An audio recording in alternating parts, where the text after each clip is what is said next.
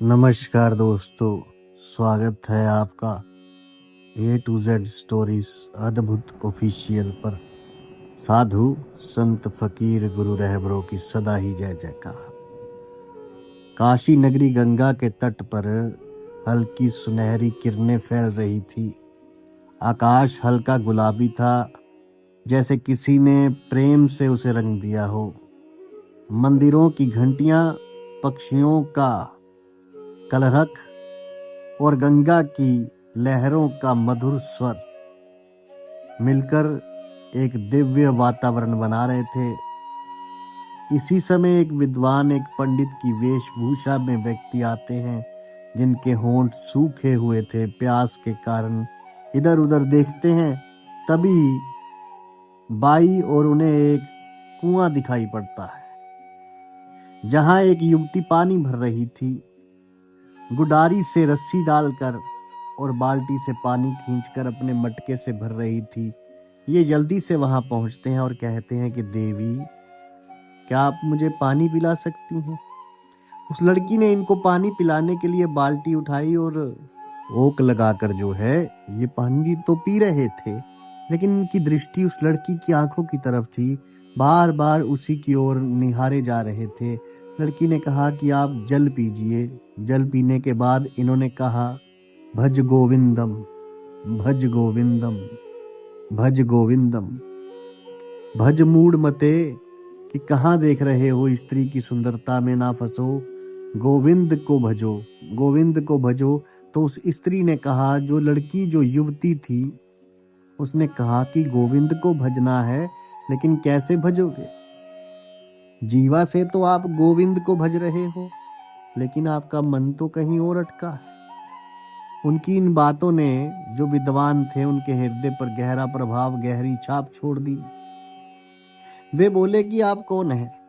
आपकी बातें बड़ी ही दार्शनिक प्रतीत होती हैं, बड़ी गहराई है आपकी बातों में, ऐसा ज्ञान आपके पास है, तो आप कौन हैं? तो उन्होंने कहा कि मैं कमाली हूँ। कमाली कौन है? तुम्हारे माता पिता कौन है? तो उन्होंने बताया कि मेरे पिता सतगुरु कबीर जी महाराज हैं। उन्होंने ही हमें पाल पोस कर बड़ा किया है। कबीर साहब ने जैसे ही कबीर शब्द सुना, तो जो व्यक्ति था, जो विद्वान था, उसने कहा, अरे छी छी छी छी, मैंने तुम्हारे हाथ का जल पी लिया। क्योंकि उसने तो कबीर कहा कि मेरे पिताजी का नाम कबीर है, अब तो मुझे शुद्ध होना पड़ेगा। कबीर वे तो एक जुलाहा है, एक नीची जाति का है। मूर्ख लोग जो थे उस समय भी थे और आज भी हैं, जातियों के चक्कर में पड़े रहते हैं, इनका अंत बड़ा बुरा होता है। तो ये एक नीची जाति का, उन्होंने कहा कि वो तो एक जुलाहा है, एक नीची जाति का है। कबीर साहब ने बड़ा समझाया इन लोगों को कि जात ना पूछो संत की, पूछ ली जो कुछ ज्ञान, मोल करो तलवार का, पड़े रहने दो म्यान। लेकिन दुनिया तो मूर्खों की है, तो मूर्ख जो है आज भी जातियों में पड़े हुए हैं। तो वो कहने लगा कि एक नीच जाति का है, कबीर वही थे, लेकिन लोग कहते हैं कि उनके शब्दों में ब्रह्म का प्रकाश है। इतने में ही सदगुरु कबीर जी महाराज साहब उनके पास पहुंच जाते हैं। उनके चेहरे पर एक अद्भुत तेज था, लेकिन मन में असीम शांति। कबीर जी महाराज साहब ने पूछा कि तुम्हें किस लिए अब ये पश्चाताप हो रहा है? जब तुम बड़े ही व्याकुल थे, अधीर थे प्यास के कारण, तब तुमने ये नहीं पूछा कि तुम किसके हाथ से जल पी रहे हो, सोचा नहीं, ना पूछा। लेकिन अब आपको ये एहसास हो रहा है कि मैंने एक नीची जाति की कन्या के हाथ से जल पी लिया। अभी तक आप इनकी प्रशंसा कर रहे थे, अब आप इनको एक हीन दृष्टि से देख रहे हैं। उस व्यक्ति ने जब सदगुरु कबीर जी महाराज साहब की बातें सुनी, तो कहने लगा कि मैं सतपथ ब्राह्मण हूं। अपना जनेऊ दिखाते हुए कहने लगा कि ये देखिए मेरा जनेऊ, मैं एक सत ब्राह्मण वंश से हूं। काशी विद्यापीठ विद्वत परिषद से सभापति महादेव भट्ट का पुत्र हरदेव भट्ट हूं। तो कबीर साहब महाराज ने कहा, ये तो बड़ी अच्छी बात है कि तुम एक ब्राह्मण के पुत्र हो और स्वयं भी ब्राह्मण हो, लेकिन मुझे ये बताओ कि ब्राह्मण है कौन?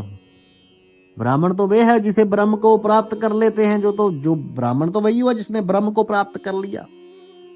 तो ब्राह्मण है कौन बता? अन्यथा जिसका जीवन केवल चमड़ी तक है वे ब्राह्मण कैसे हुआ? वे तो केवल शूद्र ही हुआ। और यदि तुम चाहते हो ये जनेऊ दिखाकर कि मैं तुम्हें ब्राह्मण मान लूं, तो तुमसे ज्यादा मोटा जनेऊ तो इस गुडारी ने पहना हुआ है, जिसके ऊपर रस्सी डालकर, ये रस्सी जिस पर हमेशा डली रहती है और ये रोजाना पानी भरती रहती है। तो ये ब्राह्मण हुई तुमसे बड़ी। तो किस बात पर तुम कहते हो कि तुम ब्राह्मण हो? तो जब ये बात हरदेव भट्ट ने सुनी तो मानो उसके दिल में कुछ डगमगाया, हृदय में कुछ डगमगाया। उसे लगा कि हाँ, इनके अंदर कुछ तो बात है। एक अधना सा जुलाहा है, वे इतना बड़ा ज्ञानी और इतना रहस्यमय बात नहीं समझा सकता। और हरदेव भट्ट ने प्रणाम किया और कहा कि हे संत, मेरे भीतर प्रश्नों का तूफान है, कृपया करके मार्ग दिखाइए। तो सतगुरु कबीर जी महाराज साहब मुस्कुराए और बोले कि भाई, प्रश्न ही तो द्वार है और सही प्रश्न ही मुक्ति की शुरुआत है। तो उस समय कबीर साहब की जो बेटी है कमाली, वो ये सब देख रही थी। जो व्यक्ति अभी तक स्वयं को सतवंश ब्राह्मण बता रहा था, वही अब कबीर जी महाराज साहब के आगे नतमस्तक है। अब उन्हें के ज्ञान से उन्हें कोई दिक्कत नहीं। जो अभी तक मुझे एक शूद्र कन्या जानकर अभिमान कर रहा था, वो ये सोच रही हैं। तो कबीर साहब जी महाराज की बातें सुनकर उसका अभिमान, अहंकार अब जा रहा है। हरदेव भट्ट ने पहला अपना प्रश्न किया कि हे संत जी, विद्या क्या है और जो है अविद्या क्या है? सदगुरु कबीर जी महाराज साहब ने कहा कि एक कंकड़ उठाकर इस गंगा में फेंको। हरदेव भट्ट ने एक कंकड़ उठाकर गंगा में फेंक दिया। कबीर जी महाराज साहब ने पूछा, क्या तुमने कुछ देखा? बोला, हाँ। क्या देखा? कि जैसे ही मैंने पत्थर फेंका तो गंगा में लहरें उठी। तो कबीर जी महाराज साहब बोले, ये कंकड़ पानी में गिरा और लहरें उठी। विद्या वे है जो लहरों को देखे और उसके पीछे जो जल है उस जल को पहचान ले। और अविद्या वे है जो केवल लहरों में ही उलझी रह जाए, भीतर तक जाए ही नहीं। हरदेव भट्ट ने पूछा कि इसका अर्थ क्या हुआ? तो कबीर जी महाराज साहब बोले कि विद्या वे ज्ञान है जो व्यक्ति को फंसा देता है। जरा समझिए इस बात को, जो व्यक्ति को सत्य तक ना पहुंचने दे, केवल आवरण ही दिखाए, ऊपर ऊपर ही दिखाए और उसी में ही व्यक्ति फंस जाए, उसे ही कहा जाता है अविद्या। जिस प्रकार तुम अपने ब्राह्मण तब के ज्ञान में उलझे हुए हो, जरा मुझे बताओ तो सही कि ये ब्राह्मण आया कहां से? तुमने जनेऊ धारण किया, क्या तुम इसलिए ब्राह्मण हो? क्या तुम्हारे पास ज्ञान है, क्या तुम इसलिए ब्राह्मण? क्या तुम वास्तव में ब्रह्म को जानते हो क्या? और यदि नहीं तो बताइए, सभी का जन्म तो एक ही स्थान से होता है, वहीं से सब आते हैं। तो वे तो शूद्र स्थान है, शद्र स्थान है, जहां से एक व्यक्ति का जन्म होता है। यदि वे स्थान शद्र है तो वहां से पैदा होने वाला भी तो शूद्र ही हुआ, वो भी तो शद्र ही हुआ। तो फिर ब्राह्मण, क्षत्रिय, वैश्य कहां से हो गया? तो हरदेव भट्ट ने प्रणाम करके पूछा कि फिर बताइए कि विद्या क्या है?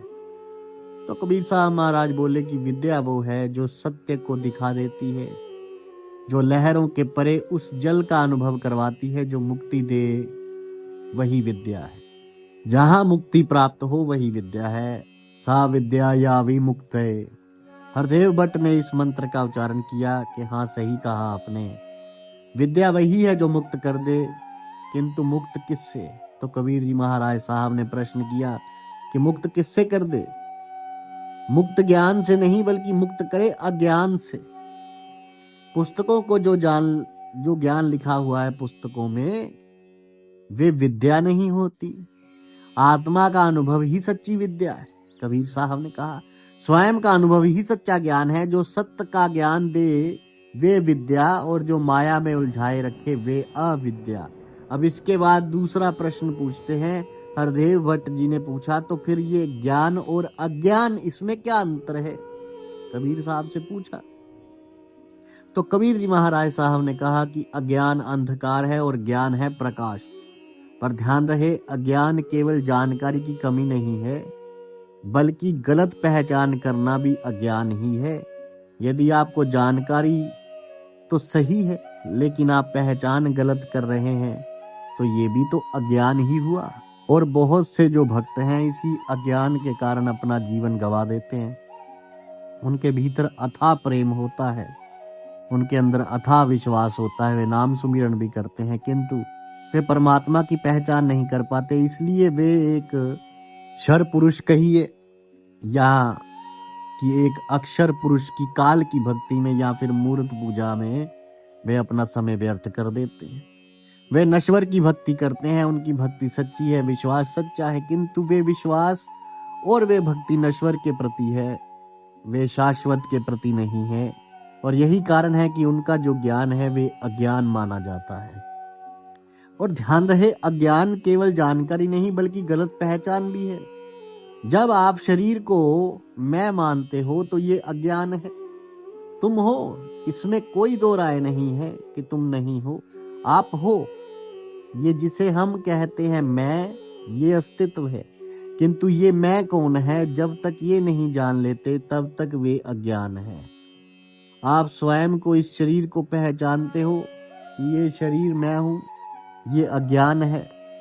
किंतु जब आप आत्मा की पहचान कर लेते हो कि ये मैं हूं, यही ज्ञान है। ये ज्ञान और अज्ञान का फर्क है। माटी कहे कुम्हार से तुम क्या रोंदे मोहे, एक दिन ऐसा आएगा मैं रोंदूंगी तो है। कुम्हार मिट्टी को गूंदता है, रदता है और अपने पैरों तले और उसके घड़े बनाता है। जो मिट्टी ये जानती है कि मैं मिट्टी हूँ, जो मटका बनने से पहले भी ये जानती है कि मैं मिट्टी हूँ, वो अगर मटका टूट भी गया तो उसे दुख नहीं होगा। क्यों?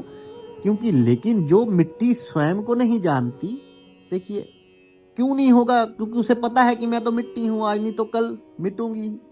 लेकिन जो मिट्टी स्वयं को नहीं जानती कि मैं कौन हूँ, मटका बनने के बाद जिसे ये एहसास होता है कि मैं हूँ, कि मैं ही मटका हूँ, बस मटके तक ही मेरी, तो उसे मरने का भी डर रहेगा ही रहेगा। वो कहेगा मैं कहीं टूट ना जाऊं, उसे मटके के टूटने का डर रहेगा ही रहेगा, क्योंकि उसको केवल इतनी ही जानकारी है कि मैं तो हूं, किंतु उसकी पहचान उसने मिट्टी से नहीं, उसने अपनी पहचान को घड़ा समझ लिया है, इसलिए उसे टूटने का भी डर है। तो सदगुरु कबीर जी महाराज साहब बोले कि जो इस सत्य को समझ ले वही ज्ञानी है, और जो ना समझ पाए वे तो अज्ञानी है। इसके बाद फिर मन के ऊपर प्रश्न पूछा। मन के ऊपर प्रश्न पूछते हैं हरदेव भट्ट जी कि हे संत जी, फिर मन क्या है, आप मन किसे कहते हैं? हरदेव भट्ट के जो प्रश्न थे वे धीरे धीरे गहरे होते जा रहे थे। अब वे मन के बारे में पूछ रहा था। वे मन जिसे ना किसी ने देखा और जो ना किसी के काबू में आता है। तो कबीर जी महाराज साहब कहते हैं कि मन एक चंचल बंदर की तरह है, जो कभी अतीत में कूदता है, कभी भविष्य में कूदता है, किंतु वे बंदर नहीं, वे स्थूल नहीं, वे सूक्ष्म है। सूक्ष्म केवल बाहर का ये संसार है, और जो मन है वो स्वयं की कोई वस्तु नहीं है, ये केवल विचारों का प्रवाह है। ये विचारों का जो प्रवाह है इसे ही मन कहा जाता है। जिस प्रकार से जैसे हवा दिखाई नहीं देती पर पत्तों की हलचल से या आपके श्वास लेने से उसका आभास होता है, वैसे ही मन दिखाई नहीं देता पर विचारों से प्रकट होता है। हरदेव भट्ट ने पूछा तो क्या इस मन को मारा नहीं जा सकता या मारा जा सकता? तो कबीर जी साहब महाराज कहते हैं, माया मरी न मन मुआ, मर मर गए शरीर, आशा तृष्णा ना मरी, कह दिया संत कबीर। यूं कह गए कबीर साहब कि भाई ना तो ये मन कभी मरता है और ना ही इसे मारा जा सकता है, और जब इसे मारा नहीं जा सकता तो बताइए तुम इसे कैसे मार पाओगे? तो हरदेव भट्ट जी पूछते हैं कि यदि मन को मारा नहीं जा सकता फिर मुक्ति कैसे होने देगा? ये मन क्या बंधन का कारण नहीं है? तो कबीर जी महाराज साहब ने कहा कि मन बंधन का कारण भी है और मन मुक्ति का कारण भी है। मन दोनों ही प्रकार से है। हमारे भीतर एक मन नहीं है, हमारे भीतर इसी एक मन के दो मन है। एक मन होता है खाकी मन जो काल का प्रतीक है, और दूसरा मन होता है नूरी मन जो उस दयाल का प्रतीक है, उस दयालु, उस परमात्मा का प्रतीक है, अर्थात सतगुरु का प्रतीक है। जब आप इस नूरी मन की बात मानते हो तो आप मुक्ति के रास्ते पर आगे बढ़ते हो, किंतु जैसे ही आप इस खाकी मन की बात मानते हो, मतलब वे मन जो कि आपको गलत रास्ते पर ले जाता है, जो आपको बंधन की ओर ले जाता है तो वही बंधन का कारण है और वही जन्म मरण के चक्र में आपको घसीट लेता है। इसलिए इस मन को मारना नहीं है, इस मन को तो समझना है कि ये मन है क्या, और धीरे धीरे नाम सुमिरन के द्वारा इस मन को इस आत्मा में विलीन कर देना है। तो हरदेव भट्ट ने पूछा कि कैसे विलीन होगा, कैसे विलीन होगा ये, क्या ये मर नहीं सकता, ये समाप्त नहीं हो सकता? क्योंकि यदि मन रहेगा तो विचार तो चलते रहेंगे संत जी, विचार चलते रहेंगे तो जन्म मरण होता रहेगा। तो सदगुरु कबीर जी महाराज साहब बोले नहीं, ऐसा नहीं है। जिस प्रकार से आपके हाथ में नमक है वे नमक बिल्कुल अलग है और जल जो है जल बिल्कुल अलग है, किंतु यदि इस नमक को मैं जल में मिला दूं तो क्या आप इस नमक को जल से अलग कर सकते हैं? तो हरदेव भट्ट ने कहा कि नहीं, वो तो भूल गया। कबीर जी महाराज साहब बोले ठीक इसी प्रकार जब तक ये अलग है तब तक आपको दिखाई दे रहा है, तब तक आप इसका अनुभव कर पा रहे हो क्योंकि इसके विचार है। लेकिन जैसे ही ये विचार शून्य हो जाता है और आत्मा के साथ एक हो जाता है तो आत्मा में ही ये घुल जाता है। ये हमेशा से मन था और ये मन हमेशा रहेगा। जब तक आत्मा है तब तक मन भी है, मन विचार करता है तो आत्मा इन विचारों के आधार पर बंधन में है। और जब ये मन शून्य हो जाता है विचारों से तो यही आत्मा मुक्ति की तरह है, ये मुक्त हो जाती है। तो मन जो है वे केवल विलीन होता है आत्मा में। कब विलीन होता है मन? तब विलीन होता है जब इच्छाएं समाप्त हो जाए, जब आपका अहंकार गिर जाए और आत्मा का अनुभव हो जाए, तभी ये विलीन होता है, अन्यथा ये विलीन नहीं होता है। तो आत्मा का अनुभव कब होगा? जब आप नूरी मन और खाकी मन इन दोनों मन को पहचान लोगे कि सही कौन है और गलत कौन है। हरदेव भट्ट ने पूछा कि फिर कैसे पहचान की जाए कि नूरी मन कौन सा है और खाकी मन कौन सा है? तो कबीर जी महाराज साहब बोले कि नूरी मन है आपका निज मन, और ये निज मन तो है ये आपको सही मार्ग की तरफ लेकर चलता है, ये आपको सत्य मार्ग की तरफ लेकर चलता है। तो उसे पहचानिए कि ये मेरा निज मन है। और नूरी मन वे होता है जो आपको परमात्मा से दूर लेकर जाता है, उसे ही आप खाकी मन कहते हैं। तो इसलिए मन के मते मत चलिए, विवेक का इस्तेमाल कीजिए। विवेक के द्वारा ही पता लगेगा कि सही मन, नूरी मन, निज मन कौन सा है, नूरी मन कौन सा है और निज मन कौन सा है, और खाकी और झूठा मन कौन सा है। मन के मते ना चलिए, मन के मते अनेक, जो मन पर असवार है सो साधु कोई एक। क्योंकि मन के तो अनेकों अनेक मत हैं, अनेक अनेक विचार हैं, आप किस किस विचार के पीछे भागोगे? इसलिए जो मन के ऊपर सवारी कर ले वही वास्तव में सच्चा साधु है। और उसके बाद तुम मन के स्वामी बन जाते हो, तब मन स्वत शांत हो जाता है। और जब मन शांत हो जाता है उसके बाद ही जीव इस मन को आत्मा के साथ एक कर पाता है। और जब तक ये शांत नहीं होता तब तक व्यक्ति को क्या करना चाहिए? सदगुरु कबीर जी महाराज साहब कहते हैं तब तक व्यक्ति को नाम सुमिरन करना चाहिए, प्रभु का नाम लेना चाहिए, साधना करनी चाहिए। तो जो हरदेव भट्ट जी थे उन्होंने पूछा कि यदि नाम सुमिरन करना चाहिए तो नाम सुमिरन कैसे करेंगे? नाम सुमिरन करते समय क्या हमारे मन में विचार नहीं आएंगे? क्योंकि जो नाम का सुमिरन है वे भी तो एक विचार ही है, फिर मन शांत कैसे हुआ? तो कबीर जी महाराज साहब कहते हैं कि भाई जो नाम है, जब इस नाम का सुमिरन आप नहीं करते हो तो ये मन नाना प्रपंचों में घूमता है, अलग अलग जगह जाता है। ये ऐसा बेलगाम घोड़ा है, कभी यहाँ दौड़ रहा है कभी वहाँ दौड़ रहा है। अभी एक विचार आया और पल भर में दूसरा विचार आ जाता है। किंतु जब आप केवल नाम सुमिरन करते हो, इस मन को नाम पर टिका के रखते हो, तो धीरे धीरे ये सारे विचारों से शून्य हो जाता है और केवल एक नाम रह जाता है जिसका सुमिरन किया जा रहा है। तो हरदेव भट्ट ने कहा लेकिन बात तो वही आ गई, चाहे एक ही विचार क्यों ना हो, किंतु विचार तो है ना, चाहे वे नाम का ही विचार क्यों ना हो। तो कबीर जी महाराज साहब बोले कि अभी अभी आपको बताया था ना कि अज्ञान क्या है और ज्ञान क्या है। जो परमात्मा की तरफ लेकर चले वे ज्ञान है, और जो परमात्मा से विपरीत लेकर चले वे अज्ञान है। जो नाम सुमिरन हम करते हैं वे नाम परमात्मा की तरफ लेकर चलता है, अगर ऐसा विचार मन के भीतर होता है तो उस विचार से कोई हानि नहीं बल्कि लाभ ही लाभ है। ये मन विचारों के लिए ही है, किंतु वे विचार कैसे होंगे ये आत्मा तय करती है। ये मन तय नहीं करता कि विचार कैसे होंगे। अगर मन तय करने लगेगा तो जीव फंस जाएगा। तो उसके बाद हरदेव भट्ट जी पूछते हैं कि ठीक है संत जी, फिर बताइए कि भक्ति इसका आधार क्या है, क्योंकि जिस सुमिरन की आप बात कर रहे हैं वे तो भक्ति के अंतर्गत आता है, तो भक्ति का आधार क्या है? क्या भक्ति का आधार मन है? तो कबीर जी महाराज साहब बोले नहीं, भक्ति का आधार मन नहीं, भक्ति का आधार है समर्पण।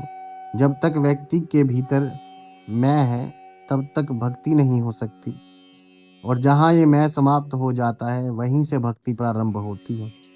जब मैं था तब हरि नाही, अब हरि है अब मैं नाही, सब अंधियारा मिट गया दीपक देखा माही। कि सारा अंधकार मिट जाता है जब हम अपने स्वयं के भीतर ही उस आत्मा का प्रकाश देखते हैं। जब तक हम उसे नहीं देखते तब तक हमारे भीतर मैं रहता है, वो परमात्मा नहीं रहता, केवल मैं। कभी हम शरीर को मैं मानते हैं, कभी हम मन को मैं मानते हैं, कभी हम बुद्धि को मैं मानते हैं, किंतु उस हरि को कभी नहीं। लेकिन जब आप सुमिरन करते हैं और उस हरि का नाम लेते हैं, धीरे धीरे आप जब हरि के भीतर ही लय हो जाते हैं, तब आप देखते हैं कि आपका जो मैं है वे बचा ही नहीं है, केवल वे परमात्मा ही है। इसलिए जो भक्ति है, भक्ति का आधार है समर्पण। तो हरदेव भट्ट जी पूछते हैं कि ठीक है, तो समर्पण किसे कहते हैं? तो कबीर जी महाराज साहब सदगुरु कहते हैं, जब प्रेम और विश्वास किसी के प्रति हो, सच्चा प्रेम और सच्चा विश्वास, उसे ही समर्पण कहते हैं। सच्चा और प्रेम और सच्चा विश्वास, जब ये दोनों एक साथ होंगे तब आपकी भक्ति दृढ़ होगी। प्रेम बिना भक्ति नहीं, विरह बिना विराग बिना भक्ति नहीं हो सकती। सतगुरु मिटते नहीं मन मनसा के दाग, प्रेम बिना भक्ति नहीं, बिना विराग बिन सतगुरु मिटते नहीं मन मनसा के दाग। कि सच्चा जो प्रेम जो होता है वही भक्ति पैदा करता है। बिना इश्क ना मंजिल हाथ आए, बिना इश्क ना बनती बातें। तो अपने भीतर इश्क पैदा कीजिए उस प्रभु के लिए, और वही आगे बिरहा पैदा करता है। और जब बिरहा पैदा होता है किसी के प्रति, तभी इस संसार से वैराग्य होना शुरू हो जाता है, क्योंकि हमें वे चाहिए जिससे हम प्रेम करते हैं। हमें संसार से कोई मतलब नहीं होता। तो अब प्रश्न करते हैं हरदेव भट्ट जी कि फिर ये प्रेम क्या है, इस प्रेम को बताइए। तो सदगुरु कबीर जी महाराज साहब कहते हैं कि प्रेम शब्दों में नहीं बताया जा सकता, क्योंकि प्रेम उस कुल मालिक का, उस परमात्मा का ही अंग है। हरदेव भट्ट जी ने पूछा, क्या प्रेम परमात्मा का अंग है? किंतु ऐसा कैसे हो सकता है? तो कबीर जी महाराज साहब बोले कि जो चीज अव्यक्त होती है वे परमात्मा का अंश है। कोई भी चीज व्यक्त नहीं होती, वे परमात्मा का ही अंश है। जो नाशवान नहीं है वे परमात्मा का अंश है। तो कबीर जी महाराज साहब बोले, इसी प्रकार जो प्रेम है, प्रेम को व्यक्त नहीं किया जा सकता, इसलिए प्रेम भी उस परमात्मा का ही स्वरूप माना गया है। प्रेम शब्दों में नहीं आता। प्रेम तो वे अग्नि है जिसमें आपका अहम जलकर, अहंकार जलकर राख हो जाता है। प्रेम लेने का नहीं बल्कि देने का नाम है। प्रेम तो वे होता है जिसके भीतर व्यक्ति समर्पित हो जाए पूर्ण रूप से अपनी प्रेम के, अपने प्रेमी के प्रति, और उसी की खुशी चाहता है। वे हर जगह वे जैसे खुश रहेगा वैसे ही खुश रहना चाहिए। जहाँ शर्त है वहाँ प्रेम नहीं होता, जहाँ मतलब है वहाँ प्रेम नहीं होता, और जहाँ त्याग है वहीं पर ही सच्चा प्रेम है। सामने वाला आपसे प्रेम करता है या नहीं, इससे भरोसा, इस पर कोई बहस नहीं होनी चाहिए। प्रेम आप करते हैं या नहीं, सोचने वाली बात यही एक बात है। इसलिए प्रेम रखो और प्रेम निस्वार्थ होना चाहिए। मुझे तुमसे मोहब्बत हो गई है यार रब, मुझे तुमसे मोहब्बत हो गई है यार, अब तू कर ना कर तेरी मर्जी। तो यहाँ पर ये सूफियों ने कहा कि मैं तो तेरा आशिक हूँ, अब तुमने मुझसे प्रेम करना है कर, नहीं करना है ना कर, वो तेरी मर्जी, मैंने तो तुमसे प्रेम कर लिया। क्योंकि प्रेम जो है वो बांधता नहीं, निस्वार्थ होना चाहिए। प्रेम तो मुक्ति देता है, प्रेम किसी को जकड़ कर नहीं रखता। और ये बात है कि परमात्मा तो प्रेम करता ही है। प्रेम तो विश्वास जगाता है, भरोसा जगाता है। हरदेव भट्ट जी ने पूछा ये विश्वास क्या है? तो कबीर जी महाराज साहब बोले कि विश्वास क्या है? विश्वास तो वे सेतु है जो आत्मा और परमात्मा को आपस में जोड़ता है। जिस प्रकार एक दो प्रेमियों के बीच में विश्वास की डोर होती है, इसी प्रकार परमात्मा से आत्मा तक पहुंचाने वाली और आत्मा को परमात्मा तक पहुंचाने वाली जो डोर है, जो पुल है, उसी को विश्वास कहते हैं। वही विश्वास है। ये आंखों से नहीं दिखता, ये हृदय से दिखता है। इसलिए अगर डोर जुड़ जाए, अगर डोर जो है वे जुड़ी हुई हो तो सही है, किंतु यदि वे टूट जाए तो उस पर गांठ मार के उसे जोड़ा जा सकता है। बेशक मैं उसमें गांठ पड़ जाएगी। कबीर जी महाराज साहब जो बताते हैं यहाँ पर, इसी चीज का रहीम जी ने भी कहा है कि रहमन धागा प्रेम का, मत तोड़ो चटकाए, टूटे से फिर ना जुड़े, जुड़े गांठ पर जाए। तो कभी इस प्रेम के धागे को तोड़ना नहीं चाहिए, क्योंकि इस प्रेम के ऊपर ही विश्वास की नींव है। विश्वास का पुल उसी प्रेम के ऊपर खड़ा है, और यदि वे विश्वास टूट गया, विश्वास का पुल टूट गया, तो विश्वास को बनने में फिर पूरा जन्म लग जाता है और टूटने में पल भर नहीं लगता। इसलिए ये हृदय से देखा जाता है, ये आंखों से नहीं, क्योंकि आंखों से दिखाई देने वाली चीज स्थूल है और हृदय से दिखने वाली चीज सूक्ष्म है। ये एक भाव है, एक आभास है। जब तूफान में भी आपको ये भरोसा रहे कि मेरी नाव पार लगेगी, डूबेगी नहीं, यही वास्तव में विश्वास है। जब आपको सतगुरु पर इस प्रकार का भरोसा होगा, तब सतगुरु आपको वे ज्ञान देते हैं जिससे कि आप पार हो जाते हो, क्योंकि विश्वास ही वे नौका है जिस पर चढ़कर आप पार हो सकते हो। वे परमात्मा विश्वास में ही है।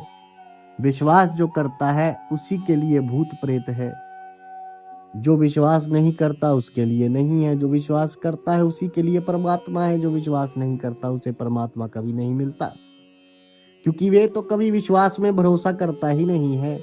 तो हरदेव भट्ट जी प्रणाम करके कहते हैं कि हे महात्मन, ऐसा ज्ञान तो किसी ब्राह्मण के पास भी नहीं होगा जो आपने ज्ञान इस दास को दिया है। अब मेरा बस कुछ एक प्रश्नों का उत्तर दे दीजिए। तो सदगुरु कबीर जी महाराज साहब बोले, बताइए अब क्या संशय रहा। तो हरदेव भट्ट जी पूछते हैं कि अंतकरण, अंतकरण क्या है? तो कबीर जी महाराज साहब बोले, अंतकरण तुम्हारे भीतर का दर्पण है, और क्या है? 4 भागों से बना है मन, बुद्धि, चित्त और अहंकार। यही तो अंतकरण है। मन क्या करता है, बुद्धि क्या करती है, चित्त क्या करता है, और अहंकार, ये सब क्या है? सदगुरु कबीर जी महाराज साहब ने समझाया कि मन सोचने का कार्य करता है, मन संकल्प करता है, मन विकल्प करता है, मन संदेह करता है। बिना आपकी इच्छा के भी जो विचार पैदा होते हैं, ये सारे विचार मन से पैदा होते हैं। मन जब नियंत्रण में नहीं होता तो ये अनेकों अनेक प्रकार के विचार पैदा करता है, उसे ही मन कहते हैं। विचारों का संग्रह है मन। तो हरदेव भट्ट जी पूछते हैं कि फिर बुद्धि क्या है?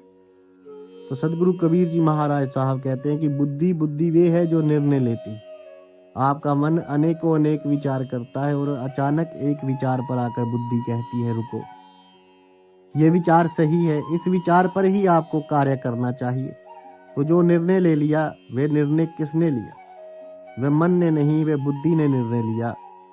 बुद्धि ही विवेक का प्रयोग करके सही और गलत का निवारण करती है कि सही क्या है और गलत क्या है। विवेक के माध्यम से तो साधु जी यहाँ पर कबीर जी महाराज साहब जी समझा रहे हैं, वे बड़ा ही गूढ़ रहस्य है।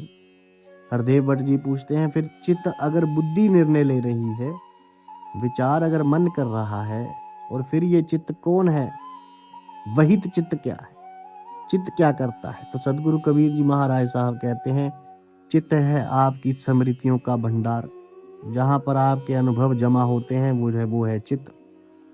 आप कोई भी कार्य करते हो तो अपने पुराने अनुभव जो होते हैं, उन अनुभवों के ऊपर जांच परख कर देखते हो कि जो कार्य मैं करने जा रहा हूँ, क्या वे सही है या गलत। जो कार्य मैं करने जा रहा हूँ, ऐसा अनुभव मुझे पहले ही हुआ है, तो उस अनुभव से मुझे लाभ होगा कि नहीं होगा। आप उस अनुभव को तोल मोल कर देखते हैं। इस अनुभव के संदर्भ से आप फिर फैसला लेते हैं। ये सभी अनुभव और सभी जो स्मृतियां हैं, यही चित्त है स्मृतियों का भंडार, अनुभव का भंडार। अनुभव का भंडार मन में नहीं होता, अनुभव का भंडार कभी बुद्धि में नहीं होता, वो चित्त में होता है। जहाँ पर चेतनता है। तो हरदेव भट्ट जी पूछते हैं कि फिर ये अहंकार क्या है? तो सदगुरु कबीर जी महाराज साहब कहते हैं, तुम्हारे जो मैं की भावना है यही अहंकार है। खुद को दूसरे से अलग मानना ये अहंकार है। द्वैत में रहना ये अहंकार है। मतलब अर्थात परमात्मा को और आत्मा को, दोनों को अलग अलग व्यक्ति अपने मैं के कारण ही मानता है। इस मैं के कारण ही बंधन है और इस मैं का विलय हो जाना ही मुक्ति है। ये मैं ही अज्ञान का कारण है, ये मैं ही अविद्या है। इसी में से जो परे हो गया वही संत है, और जो इसके भीतर फंस गया वही दुष्ट है। तो सदगुरु कबीर जी महाराज साहब ने कहा कि जैसे एक रथ होता है, रथ में जो मन है वे घोड़ा है, जो सारथी है वे बुद्धि है, और चित्त वो रास्ता है। और अहंकार ये यात्री है जो मैं है, और ये यात्री आदेश देता है बुद्धि को, सारथी को, कि तुम सही राह चुनो। और जो बुद्धि रूपी सारथी है वे मन रूपी घोड़े की लगाम खींचता है और उसे चित्त रूपी रास्ते पर सही चलाता है। यदि सारथी जागरूक नहीं है तो रथ भटक जाए। इसलिए बुद्धि हमेशा जागरूक रहनी चाहिए और विवेक का इस्तेमाल करके ही बुद्धि का निर्णय लेना चाहिए। बिना विवेक के अगर बुद्धि इस्तेमाल की जाए तो निर्णय गलत हो जाते हैं। तो सदगुरु कबीर जी महाराज साहब की ये सारी बातें सुनकर, सारा ज्ञान सुनकर हरदेव भट्ट जी भी अब मौन हो गए। तो उनकी आंखों से अब ऐसा लगा मानो आंसू आ रहे हो। सदगुरु कबीर जी महाराज साहब बोले कि क्या हुआ? तो हरदेव भट्ट जी ने कहा कि मुझे आपकी पुत्री कमाली बड़ी प्रिय है। पहली नजर में ही मुझे उससे प्रेम हो गया, मैं उससे विवाह करना चाहता हूं। तो सदगुरु कबीर जी महाराज साहब बोले कि तो इसमें शंका क्या है? हरदेव भट्ट ने कहा कि किंतु मेरे पिताजी तो इस बात को नहीं मानेंगे। मैं तो इस बात को मान गया कि आप बहुत बड़े ज्ञानी हैं, आपके पास अनुभव ज्ञान है, बेशक आप वेद पुराण ना पढ़ते हो। कबीर जी महाराज साहब बोले कि सही कहा, पढ़ने से ज्ञान नहीं आता बल्कि जीने से और अनुभव में उतारने से आता है। वही है सच्चा ज्ञान। आपके सारे प्रश्न एक ही उत्तर में समाहित हैं कि स्वयं को जानो। जिसने स्वयं को जान लिया वही सच्चा ज्ञानी है। हरदेव भट्ट कहते हैं किंतु मेरे पिताजी इस बात के लिए मानेंगे? तो सदगुरु कबीर जी महाराज साहब ने कहा कि जो यहाँ पर हुआ है ये जाकर तुम अपने पिता को कहो। जो तुमने यहाँ पर देखा ये अपने पिता को जाकर बताओ, शायद उनकी समझ में बात आ जाए। बाकी सब कुछ जैसा परमात्मा चाहते हैं वैसा ही होगा। परमात्मा के आदेश में हमेशा व्यक्ति को झुककर रहना चाहिए।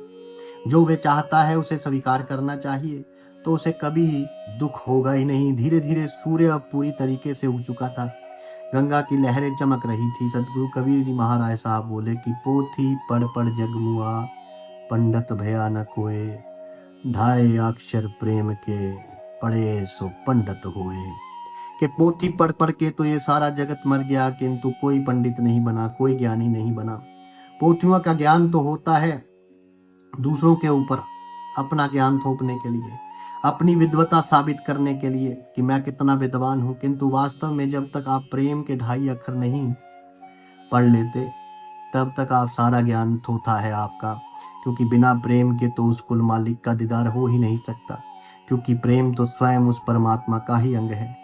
तो हरदेव भट्ट उनके चरणों में गिर पड़ता है और उसके बाद में वहां से अपना निकलने की तैयारी करता है, प्रणाम करता है। एक पल कमाली की ओर देखता है और फिर बढ़ जाता है वापस काशी की तरफ, ये सोचते हुए कि क्या पिताजी महादेव भट्ट इस रिश्ते के लिए तैयार होंगे या नहीं। उसके मन में बड़ी ही दुविधा थी, आगे क्या होता है, तैयार होते हैं कि नहीं होते हैं, और आगे किस प्रकार का चर्चा होगी, ये सारी चीजें हम आगे आपको बताएंगे अगली बार जब आपसे वार्तालाप होगी, अगली वीडियो में, अगली इस यात्रा में। तब तक उस मालिक को याद रखिए, उनका सुमिरन करते रहिए और परमात्मा आप सभी का कल्याण करें। साधु संत फकीर गुरु रहबरों की सदा ही जय जयकार। आप सबके भीतर बसे उस परमात्मा को मेरा प्रणाम स्वीकार कीजिए। धन्यवाद। सत साहेब।